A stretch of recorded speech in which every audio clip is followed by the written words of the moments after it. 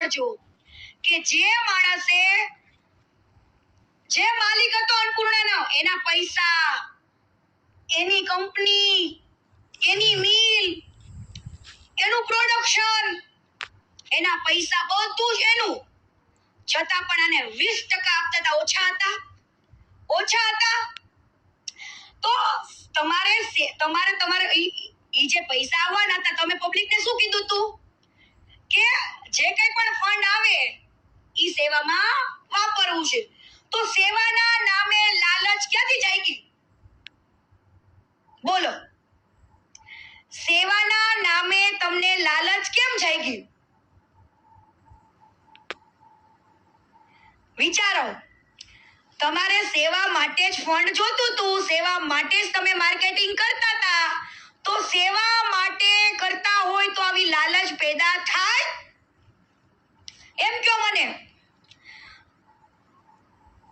તમે સેવા કરવા માટે એડવર્ટાઇઝ કરી હતી કે પોતાના પ્રોફિટ માટે કરી હતી? હવે આ મારો સવાલ છે ભંગાર, તને મારો સવાલ છે આ, કે સેવા માટે માર્કેટિંગ હતું કે પોતાના પ્રોફિટ માટે હતું? આજે પોતાના પ્રોફિટ માટે હોય ને તો જ ડખો થાય, બાકી સેવા માટે હોય ને તો ક્યારેય ડખો થાય નહીં. કેમ કે તમને તો માર્કેટિંગ થી મતલબ, તમને ખાલી માર્કેટિંગ થી મતલબ હોય અને સારું એવું પ્રોફિટ આવતું જ તું ને, એનાથી મતલબ હોય. 20% આપતા હતા, તમે માંગ્યા પાછળ 33%, તોય તમને આપ્યા.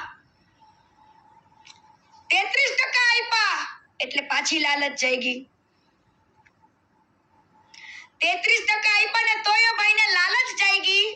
પછી આમને માંગ્યા બીજા 33 અને એવું કીધું 33 ને હવે 35%. 35% મારા, 35% મારા ભાઈના, તરુણ જાનીના, એમ કરીને 70% માંગ્યા. હવે જેને સેવા માટે જ પૈસા નાખવા છે એને ટકાવારીથી મતલબ શું? ટકાવારીથી મતલબ શું? પણ આ સેવાના નામે પબ્લિકને ભોળવી ગયો.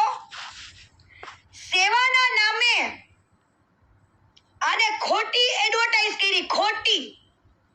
અન્નપૂર્ણાના માલિકને પૂછી લેજો કે આ ખોટો શબ્દ વાપરતો તો સેવા માટે.